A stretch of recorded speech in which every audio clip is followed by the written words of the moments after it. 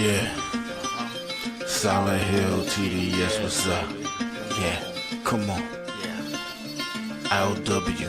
Sports Network, late night edition. Let's go. Come on. We about to raise the bar. Wild card mark. Everybody grab a seat, cause you know we about to spark. Late night sports talk. Modelo Le Cigar. Man, you don't wanna start. Wild card mark. We about to raise the bar. Wild card mark. Everybody grab a seat, cause you know we about to spark. Late night sports talk. Modelo Le Cigar. Man, you don't wanna start. Wild card mark. Hey. L Boogie with the hot flame, ashtray full of top names, little tree for your membrane. This the 9-hour time frame. I just snatched up a 6-pack, got my hands on a lid pack, whipping up a little batch of snacks. Yeah, man, I think I'm all set. Late night, can't sleep. Go ahead and just tap in. Better grab you a cold one, and we about to get some laps in. Wild card on the microphone, he'll hit you with a couple flurries. Y'all need to just strap in for some entertainment sports commentary. About to raise the bar, wild card bar. Everybody grab a seat, cause you know we about to spark. Late night sports talk, Modelo Le Cigar. Man, you don't wanna start. Wild card bar, we about to raise the bar. Wild card bar. Yo, what it do? What's going on, folks? How we doing? Hope all is well. Hope you had a fantastic weekend. Had a great weekend. I did, for sure. Spent a lot of good family time. You dig? So that's always fun for me. And watched a lot of sports. That's what I do. Obviously, this is a sports show, so I had to watch a lot of sports. I loved every minute of it. So, hope we're doing all good. Hope you all had a fantastic weekend. Thank you for tuning in. Thank you for sharing, subscribing, all that good shit, all that good jazz. Excuse the language. I know it's too early to be cussing, but hey, oh well. But no, y'all know what it is. Man, let's get into it. All right. Because we got a lot to talk about. And obviously, let's talk about the fallout from the NBA Finals. Went to Game 7. I think we got exactly what we wanted as sports fan. When you hear Game 7, that's to me, that's like the ultimate thing to ever hear in sports is Game 7. I mean, all the marbles. All right. So let's touch on the Halliburton injury first. And then I'm gonna come back to that because it's gonna lead to another topic. All right. You know what? Let's say that. Let's talk about the game. If you missed the recap, Audible podcast, it was an impromptu joint. Me, myself, I said that twice. Randy, who was on Tuesdays with me, and Bobby G, who I do Audible podcast on Thursdays and Fridays with. So we did that last night. If you didn't see it, it's on YouTube, Audible podcast. Check it out. But just a quick recap of the series. Man, I love this series. The numbers are going to say it was probably the least watched finals. I don't care. It was entertaining to me. It was literally a roller coaster. No team really took control of that series until it really mattered, obviously in Game 7. And then just Game 7 in period. Obviously the injury with Halliburton, that sucked. He came out firing hot, and I'm like, oh, okay, Halliburton, he might mess around and lead his team to a victory with a strained calf. And I was like, oh, damn, this dude might do it. Okay. Then he got the injury early, and then you pretty much saw the Pacers at first kind of rally behind him, and then at halftime, the rest of the guys didn't come out. Not Alex Caruso, but TJ McConnell had a hell of a third quarter, but it was just him. Nobody else in Indiana was really scoring in the third quarter, so that kind of really was sign of doom, in my opinion, for the Pacers. And then Oklahoma City pretty much took over, and just showed why they were the better team, in my opinion. And when I first started the series, when I thought they were a better team on paper for sure, and thanks to the knowledge of Bobby G, pointing out that Indiana, they got a chance to win this series because they are the hottest team that was coming into that point in time, and they showed that. It just, it was just unfortunate that the injury happened, and the Pacers just didn't have enough offense to sustain, that lead that they had at halftime. Just weren't able to. And of course, that's a credit OKC's defense. They turned up their level of defense on in the second half, especially Chad Holmgren, a legit rim protector.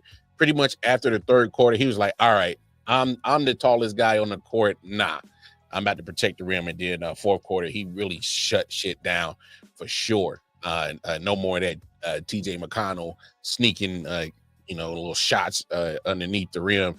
No more getting to the cup. None of that. So it was, pretty much set by him. The tone was set by him defensively, and kind of spread it. Casey Wallace got some steals, some very important steals. Lou Dort got some steals. The hustle points, getting those offensive rebounds off those long rebounds went OKC's way. So when you got the hustle, the defense, and your opposing team's number one option is down, a lot of things were heading towards OKC's way, and the writing was pretty much on the wall in the third quarter for me. And so I was like, yeah, get ready, pop the champagne, OKC. You're about to be champions. And as they finished it off, SGA creating some history right there. SGA, all right, first player ever to be a conference finals MVP, regular season MVP, finals MVP, and scoring champ. So he's the only one to do that. Obviously, they're just now recognizing Eastern and Western Conference, players of the series. So this is recent, but he did join an elite group. I think it's Shaq, Kareem, and MJ as the only MVPs of regular season, finals MVP, I believe. Somebody correct me if I'm wrong. That's the stat I did see earlier. I should have wrote that one down, but whatever.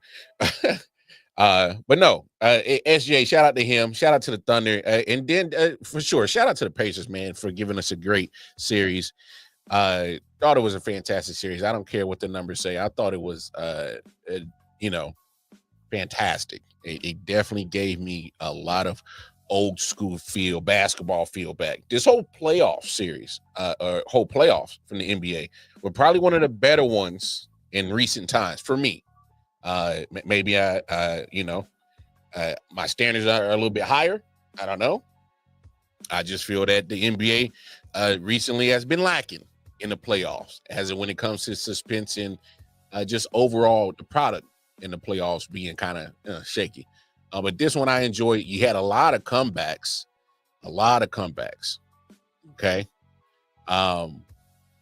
And as the fallout happens of the finals, now that we're just pretty much one day removed from it, the first thing they're going to say is OKC.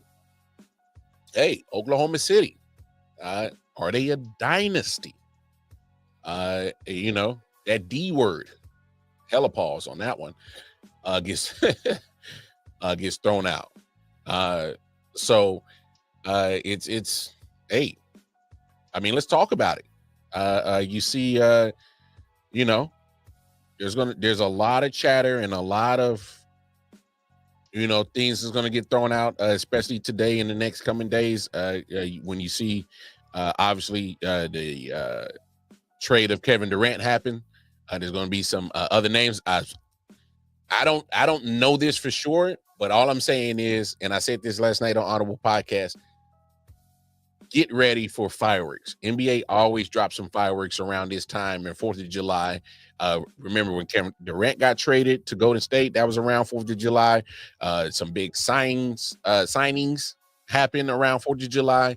Obviously, you got the draft coming up Wednesday and I believe Wednesday and Thursday, because they're doing 2 nights. For some reason now the NBA and ESPN are splitting it, day 1 and day 2, which is weird. You're only doing 2 rounds. I don't know why. Just get it over with on one night. But hey, they got that coming. And all I'm saying is keep your ears ready and your phones to get those alerts of a Giannis trade. I don't know where, and I'm not going to guess where, but it's going to happen in the upcoming days. I got a gut feeling, because stuff like this always happens with the NBA. What they want to do is go ahead and they always done some stuff like that. I can't remember when LeBron made his way to Miami, took his talents to South Beach. I can't remember if that was around 4th of July time, but they normally have some fireworks around 4th of July time. And look at the calendar. We're getting close to it. All right. So keep your eyes and your ears prepared for a Giannis trade. Mark that. But let's look at Oklahoma City in particular. We'll talk about Indiana another day. But I just want to talk about OKC in particular, is because we had this conversation last night on I.O.W podcast. Is, OKC potentially a dynasty? And obviously, I love my age. So let's hear what Brian Windhurst has to say about the situation, because what he has to add, I think, is some valid points on why OKC could literally be the next dynasty. Let's take a listen. You do when you have a championship team. You got to hold them together, right? So in the next couple of weeks, they are in position to sign Shea to a contract extension. It's going to be huge. Yes. It's going to be the largest one ever. He's going to be years in that contract where he's over $70 million. 2, they got Chet Holmgren, who they can sign to an extension this summer. Jalen Williams, who they can sign to an extension this summer. They're going to lock those 3 guys in for 5 years. Now, with the way the league is structured right now, they're trying to squeeze teams out. They're trying to squeeze because of the second apron. Even if the Thunder lose some of these role players, even if they can't keep, and I'm not going to speculate who they may or may not, because of the 15 first-round picks. I mean, guys, they have the 15th pick in this draft on Wednesday. I mean, who knows? Maybe they draft a guy that ends up being really great for them. Maybe they don't. They got 14 more first-round picks in the next 7 years. They got guys sitting out right now who can contribute. Because, if you think about the last really great team that lasted for 10 years, you took it about the Spurs, the 2000s. You go back to the Bulls. Look at the players that were supporting Tim Duncan and Manu Ginobili and Tony Parker in 2014. Completely different than the ones that were supporting them in 2007. The Bulls in the 90s totally flipped that team over around Pippen and Jordan because they were able to bring in extra players. The Thunder are in position to do that, even under the current rules. So Stephen A. brings up a good point. We are in the parity era. Not only have we not had a repeat champion, Molly, we haven't had a team in these last 7 make it out of the second round. Yeah. So I'm not giving them anything, but they are best positioned probably since the Warriors 10 years ago with the young players they had under contract control to do something special. Man, when you think about that, that's pretty scary. That is pretty scary stuff to hear from Wendy about the potential of what the Thunder could possibly be in this NBA. Obviously, no repeat champion over the last few years. Parity, cool. But every now and then, you see it. You'll see a team that just puts it all together. And here's where Sam Presti gets a lot of credit from, in my opinion, that he should get on how great he has done. Because we got to remember 3 years ago, 2 guys that were instrumental in closing that game 7 yesterday got drafted on the same night. We're talking about Chet Holmgren and Jalen Williams. Both got drafted on the same night. So Sam Presti has also done a great job of showing that he can build a damn team. We're not going to forget what he built between Harden, Durant, Westbrook, Serge Ibaka, and what he did in that point in time. So Sam Presti has been, just overall Oklahoma City's management has been, in my opinion, one of the most consistent.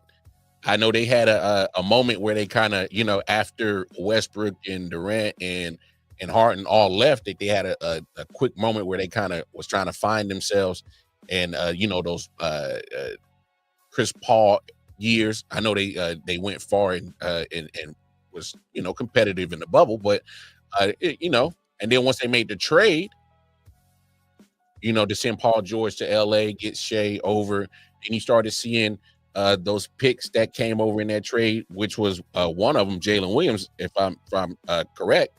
So Sam Presti has always been pretty diligent about making a good team in OKC. All right. And so as you hear what Wendy said right there, and you look at some of the factors on building these dynasties in the NBA, like the Warriors, like the Bulls, teams like that, he said it's building around your superstars, which is always the smartest thing to do, right? Obviously, and it sounds so simple, but it's always something that just doesn't always get repeated in a lot of these major sports. It's easy to say, hey, retain your superstars and build around them. It's easy to say that. But in this instance, in this case, they have all the potential to do it. You know what I'm saying? So here's one team that I want to put into example of what Wendy is talking about. All right. So of those teams that Brian Windhurst was discussing, he did not mention my team. All right. There was a Lakers dynasty that was built off of pretty much a core of players, and they were interchangeable pretty much around that. All right.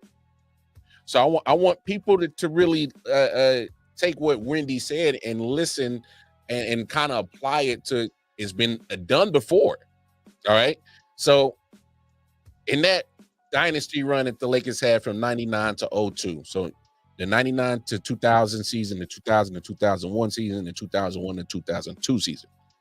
3 finals, 3-peat. All right.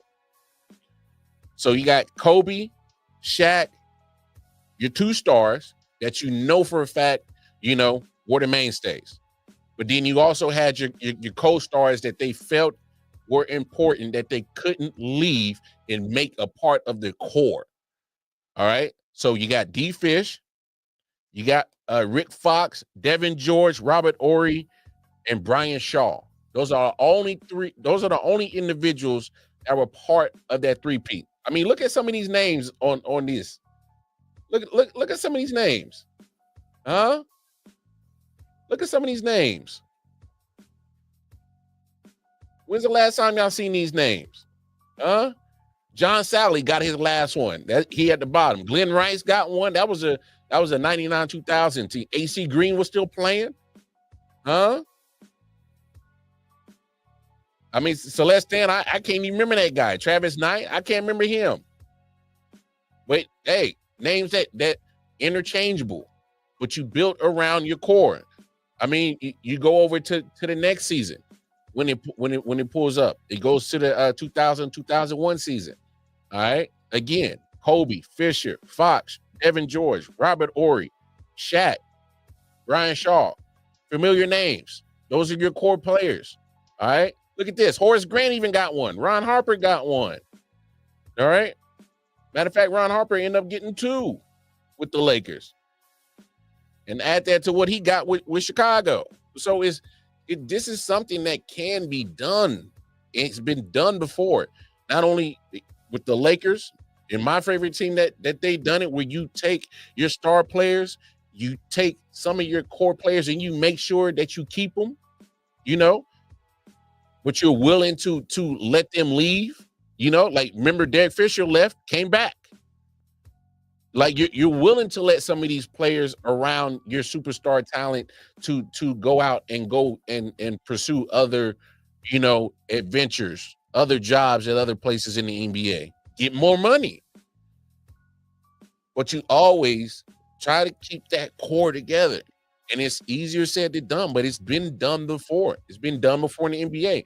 Go back to those Bulls teams in the 90s. Obviously, you're talking about Scotty and Mike, two core pieces. Obviously, you can't not have those, 2 3-peats without them two. But they were the mainstays, all right? Steve Kerr was one of those mainstays. Okay? Dennis Rodman in the second 3-peat was one of the mainstays. Luke Longley. Tony Kukoc was mainstays in that second 3-peat. Horace Grant was one of those mainstays in the first 3-peat. What I'm saying is in what Oklahoma City has the potential to do. If they were a 68-win team this year, best team in the West, took down Denver, took down Minnesota, which are supposed to be some of your stiffer competition in the West, took them both down. You win the championship. You have the ability to keep Chet, SGA, Jalen Williams, 3 of your core pieces on your starting 5. Keep them there for the least locked up financially for the next 5 years and don't even have to worry about them. They locked up. You got the potential to do that this summer. Then you got the potential to, because the money that you got, hopefully you can keep a couple of those other, pieces around them so you can keep them around. Then you got the draft picks. So when OKC and Sam Presti is looking at free agency, they like, hey man, with the money we got, the draft picks we got, and a lot of them are first rounders for the next 4, 5, 6, 7, 8 years. I'm not stressing about keeping everybody, but I know I need to keep those 3. Lock them up. And then I can interchange everything around them, keep building around them and see what I can keep, see what I can grab, see what I can acquire, see what I can trade for, see what I can draft. When you have that many options to continually build around your core, damn, that makes you dangerous. Money and assets makes you dangerous. And when you give that to a world champion, well, shit. Well, damn, how long are they going to sit on the throne? They may not win, every championship from here on out to the duration of those 3 players' contract. They may not, but I'm not a bet man because I'm pretty bad at it, but I would bet that if they keep those 3, they'll probably grab another championship or so. They'll grab another championship or so. Just off of, based off paper. All right. Just GP. He'll get another championship. But damn it, when you literally can make any move that you really want to, and you're the king of the hill.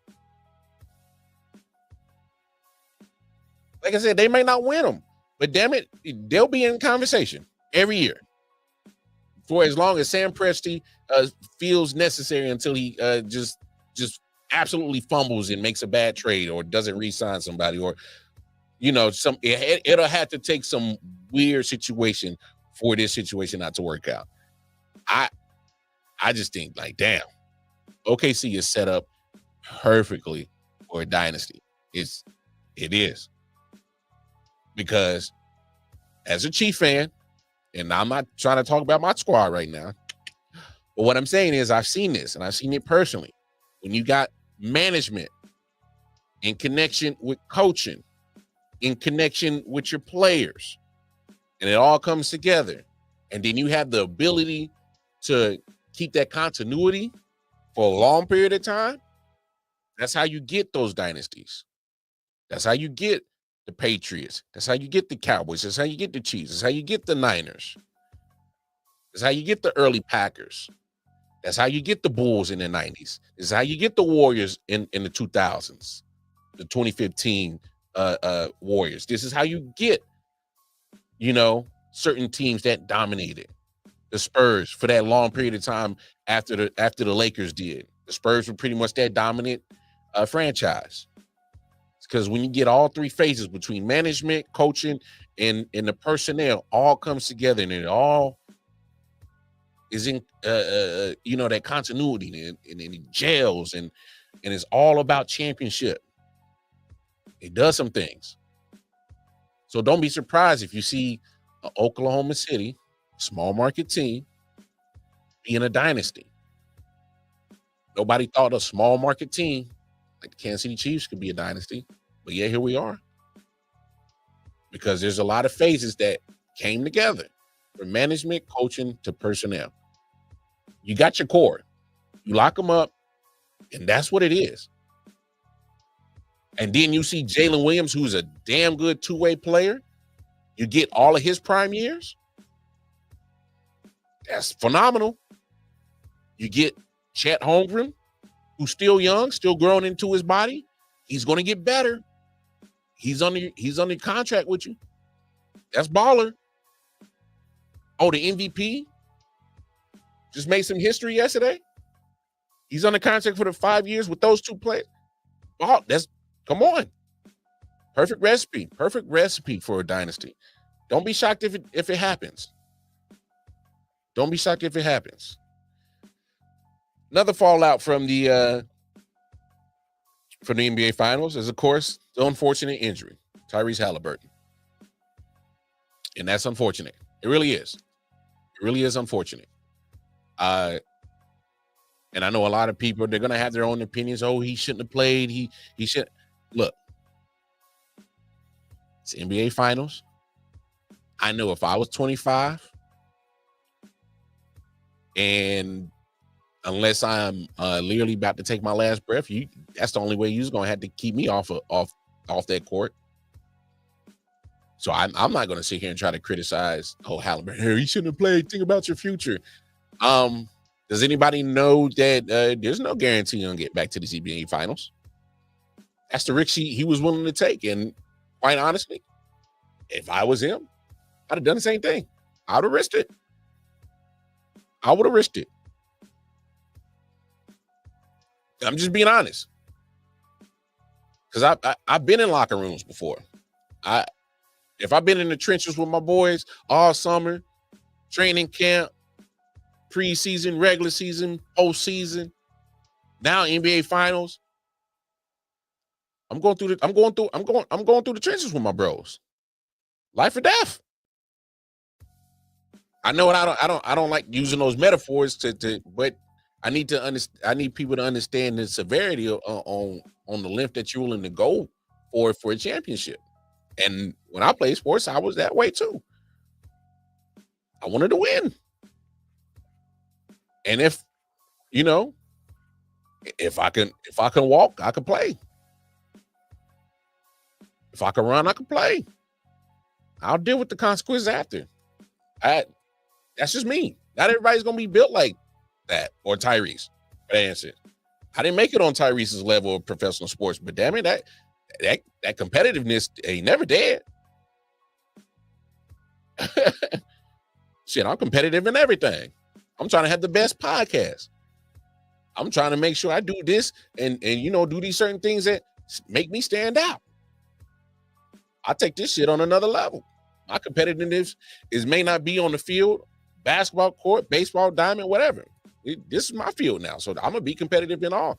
Hey, I didn't podcast it sick, like a dog, coughing, sneezing, eyes watering, flu game. Yeah, call it that. I don't care.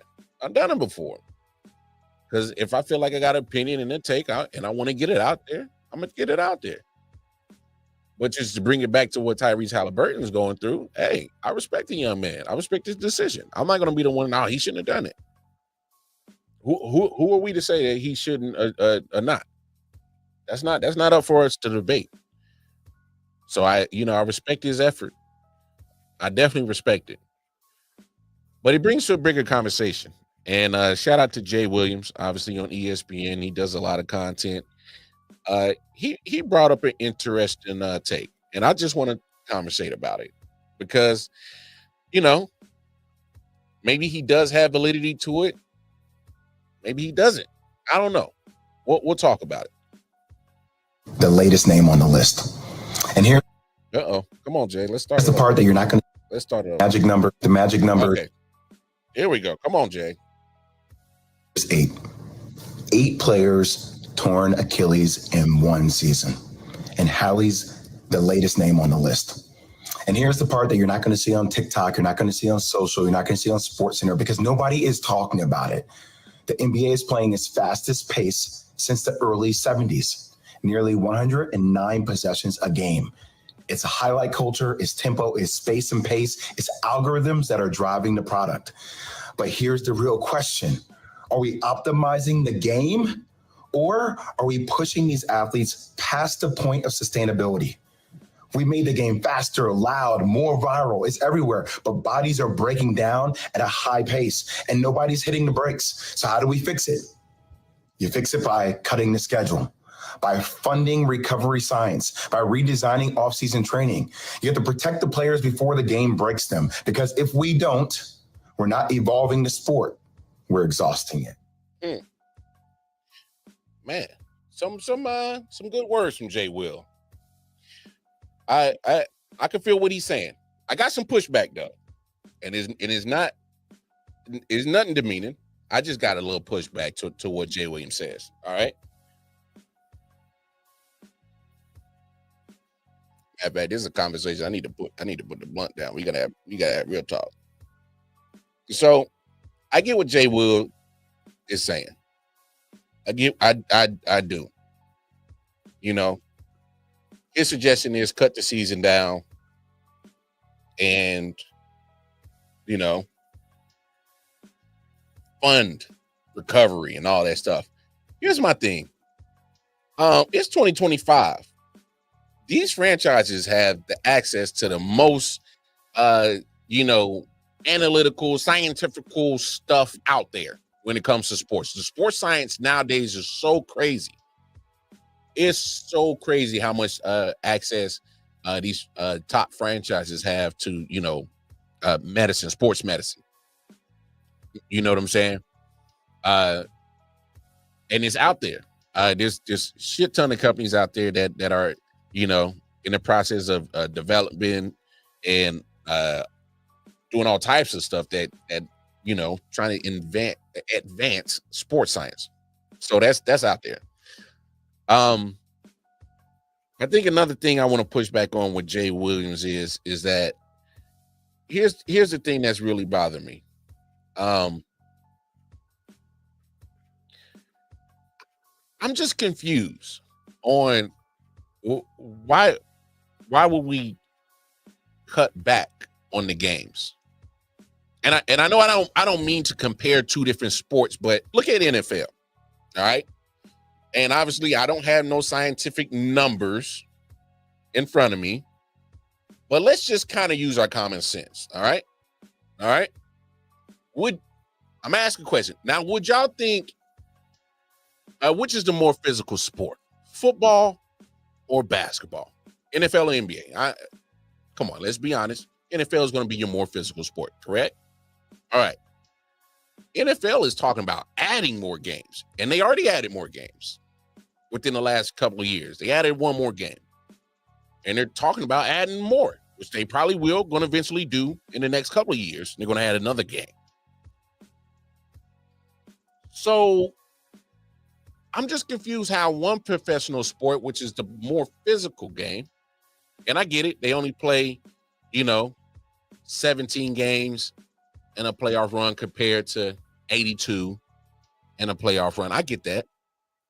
But still, let's talk about the physicality of the sport. I like, again, I don't know if there's numbers out there in the sports world, science world that can back up anything that I'm saying, but I would guess that on my body, a football career would probably be more taxing than a basketball career. Obviously, we've seen how some, NBA players nowadays kind of got the inverted knees, the little knock knees, the Kenny Smith knees. I've seen that before, and that's tough to watch. But I also seen how NFL players who have played in a game, had a lengthy career, they can either not walk, have some type of brain injury, or unfortunately in the NFL, have succumbed to some CTE symptoms, and they are unfortunately have perished. We've seen this in the NFL when it comes to these certain careers where dudes are just not the same after playing a couple of years in football. There was a guy in South Carolina a couple of years ago. Turned out he had CTE. Played a couple of years in the NFL. Was down in South Carolina. A murder-suicide situation. Kidnapped the whole family. Unfortunately, took his life and theirs. He wasn't in his right mind, and that was just off a couple of years in playing football. And I'm not trying to compare which is worse or worse. I'm just trying to formulate. Y'all know me. I'm a dot connector. How is it that one sport is adding more, but they got to prove that they are just, that sport is just toxic to a person's body. And for me, when it comes to the NBA, I get what Jay Williams is saying, but you got a guy who is the face, and possibly still the face of the NBA until he retires. And I'm talking about LeBron James. The NBA has built-in rest days. They've already done the time load management situation they got going on in the NBA. And I'm just confused on how is it you're playing less, but these guys are getting hurt more. Now, forgive me for my ignorance. I don't recall a lot of these Achilles injuries.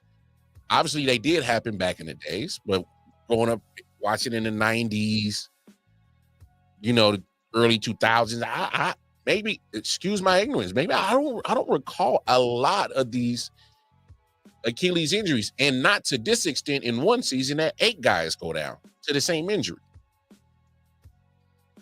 I just never seen that. So excuse my ignorance if I'm just kind of like, well, why? So I don't know if y'all can see this.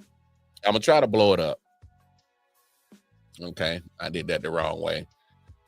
All right, and that's as good as it's gonna get. All right, I want y'all to look at this, and I'll just read it all to you. This is LeBron James, and here's my pushback: a guy that is 40 years old, 22 years in the league, been playing since he was 18. All right. He's averaging playing 70 games a season. LeBron James is averaging 70 games a season. It's an 82-game season. He's averaging 70.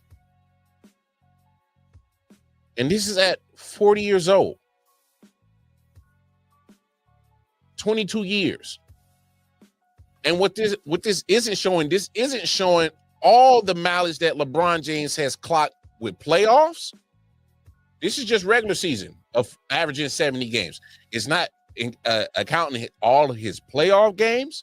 It's not accounting all of his Olympics that he's taxed on his body. But yet, here we are at the end of this season, and LeBron James still was at the peak fitness,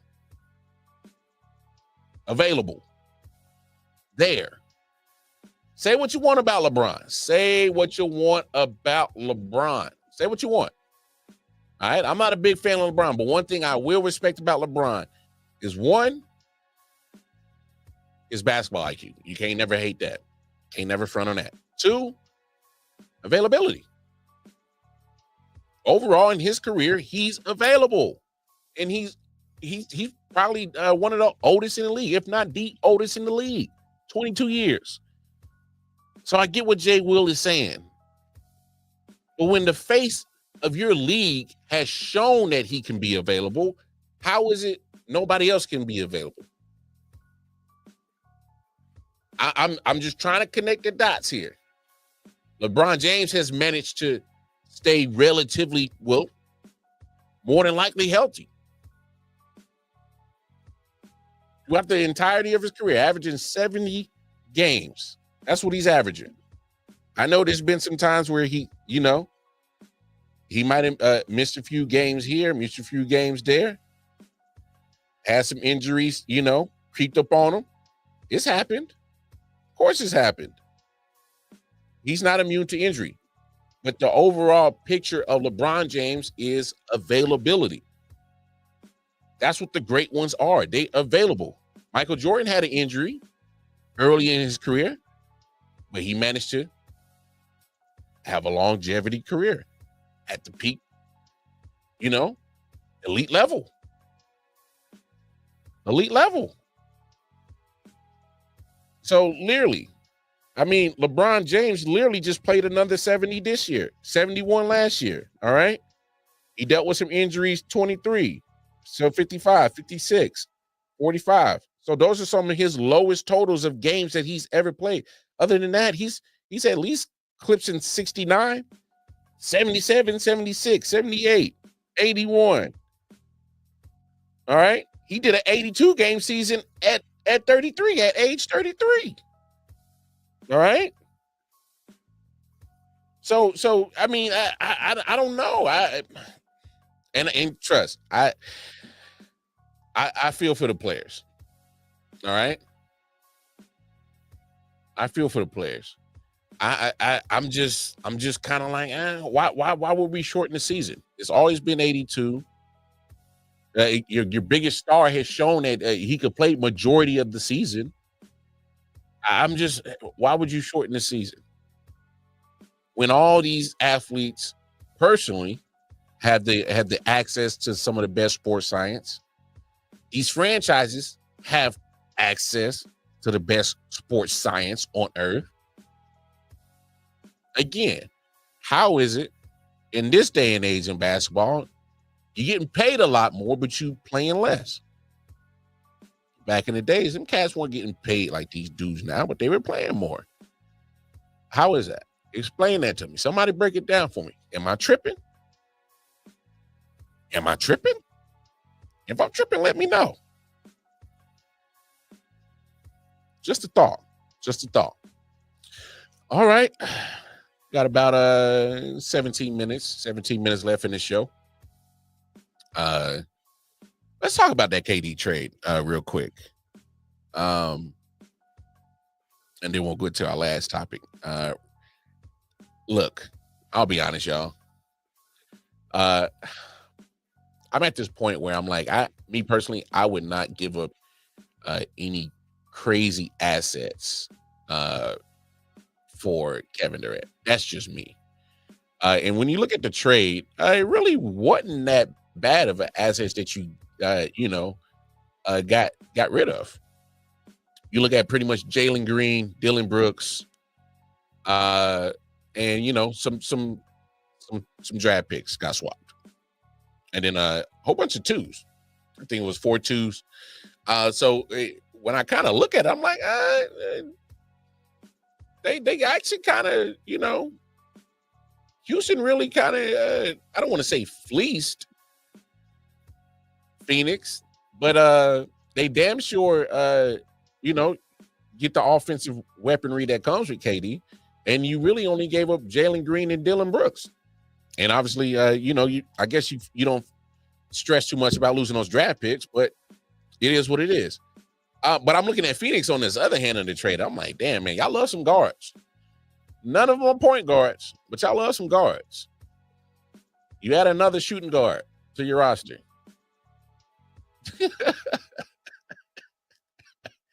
You add another shooting guard to your roster.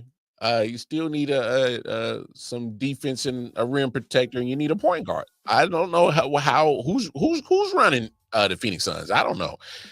Whoever it is, tighten up, because y'all over there. Y'all look. I know you love your guards, but damn it, there's other 4 positions of a basketball team that you gotta fulfill that creates a basketball team. All right, there's a point guard, shooting guard, there's a small and power forward, and there's a center. There's other positions you got to fill out. You just can't keep adding shooting guards. So, but for Houston, hey, whatever you can squeeze out of the last little prime of KD, might as well get it. Might as well get it.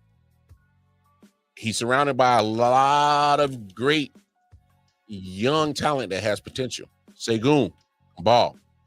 All right. Amen Thompson. He's gonna get better. All right. Jabari kept him. Yeah, hey, they kept a lot of good pieces. All right, because when you look at this squad, they were a 2 seed. All right, when they got bumped out. Okay. So look, I understand it. So there's breaking news.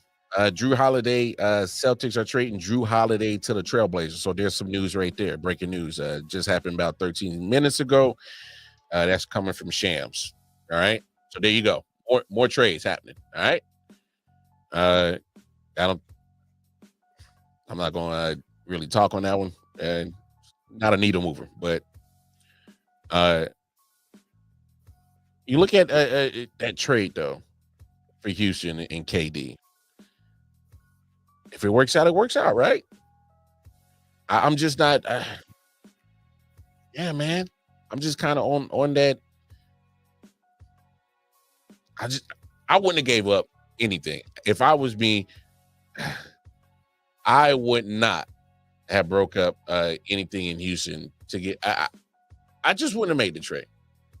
So when I saw this today, it was just like somebody had made a funny clip about KD getting traded, and it was quite funny.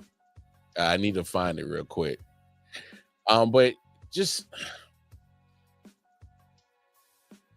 he's what 38 is KD. Obviously we know about the availability issues and things like that we're kind of concerned about, and it's like it's no big deal. It's no big deal. Like it's just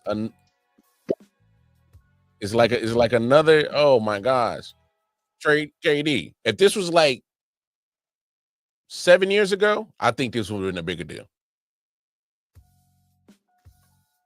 Just for me personally, after KD has left Golden State, I'm just like, yeah, he's a talented guy, a talented superstar. Add him to your roster. What have I won?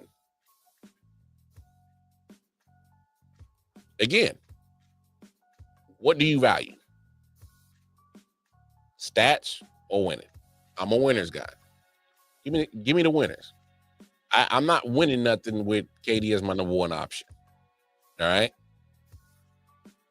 I know what people are gonna say. Oh, well, he was option number one in Golden State. And yeah. But we really know what he was added to, right? That was by design.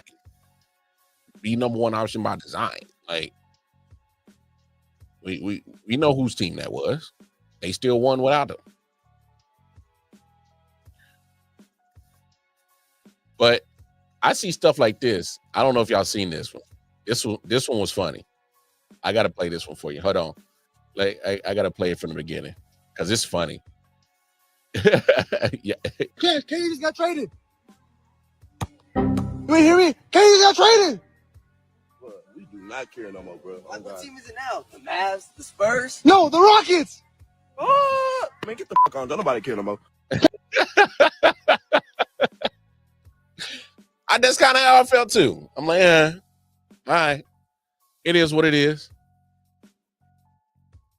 What's the excuse gonna be when they don't win? And it's some people might take this as shade as KD. I'm a KD fan. I'm just being honest. Show me where he has put his team in a position to win a championship since he's left Golden State. He got to Eastern Conference Finals against Boston that one year. Okay, they didn't win. They didn't get there. I know y'all can add context on why they didn't, but they didn't. All right, I don't give a damn about context. They didn't finish the job. He goes to Phoenix. That wasn't gonna work. Team was just not constructed to be even get past first round or second round. Be lucky to get to the second round. They just weren't constructed great. All right. You want to add context? I get it. He's not the general manager. I get it. But we need that guy. You're supposed to be that guy. You're supposed to be that guy. He couldn't beat him. He joined him. If I can't beat him, I'm going to join him kind of guy. He did it. I'm just being honest. All jokes aside, that's what happened. That's what KD is. If I can't beat him, I'm going to join him kind of guy. I don't think it's going to work out in Houston. Are they going to win a lot of games? Are they going to put a lot of butts in seats? Yes, because they got a great coach. Ime Udoka is a great coach. Now, if they happen to win, here's one thing that's going to bother me. They're going to try to give all the credit to KD. Oh, he was a missing link in this and that. I'm like, you joined a second seed team. They had, I think, almost, 58? How many wins they got? Let me see.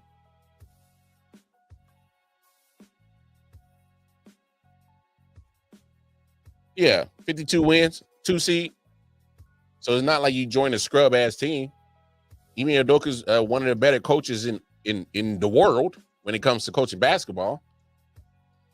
Look at his resume, what he's done. Rookie season, goes to the finals,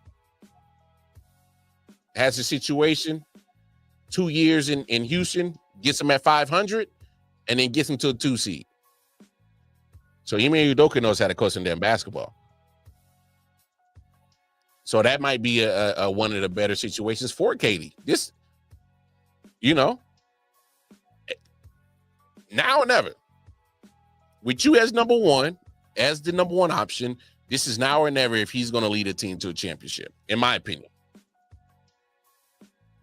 And then I'll let y'all have that debate on his legacy and all that shit. I don't really care. He's going to need one of those things that, hey, in order to change people's perception, like mine, to say, hey, I'm more than just being a sidekick to Steph and the Warriors. I'm more than that. I'm Kevin Durant. I'm the Slim Reaper. I'm a baller too. Just saying. He didn't do it in OKC. This might be the time to do it. Before he gets out of here, he might got 3-4 years left. It's best time to go ahead and do it. All right?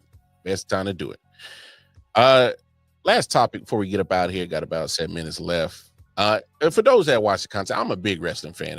Watch Monday Night Raw tonight. It was fantastic. At least the main event was between Jey Uso and Cody Rhodes. Love that main event match. That was a damn good, solid match for your Monday Night Raw. During the telecast, they had not one mention or any, just the way that they were talking, they made it seem like TKO and WWE, they ain't moving that damn Night of Champions. They gonna go to Saudi. And they gonna have that SmackDown. And they gonna have that Night of Champions in that neighboring country to Iran. Because just listen to the telecast tonight. They ain't made not one mention of anything about what's going on to that neighboring country. They didn't say a word. And they made it seem like the show is going on as scheduled. That's how the telecast went tonight. They made no mention of even any kind of inclination that they're going to move that damn show. That's what I gathered. TKO and WWE said, shit, we ain't missing this Saudi money. We going over there. And as Saudi has closed their commercial airline, airspace. So there's people probably stranded somewhere and trying to figure out how to get in, and that's going to be a whole mess. Obviously, there's been, for those who are just not paying attention at all. I don't know how you're not paying attention to what's going on in this world, but there was some Israel and Iran were having a little they had a quick little war. The U.S. intervened. All right. They dropped some bombs. Iran retaliated and hit some bases. And I just saw as I was getting on air, now there's been a peace treaty or a some type of armed silence or just some kind of a quick peace treaty. Forget my not knowing the correct terms, because I'm not a politician. I'm not a politic. I don't like this type of shit. All right. This is not my realm. All right. So I'm trying to convey the right information to you as best as possible. So forgive me, folks.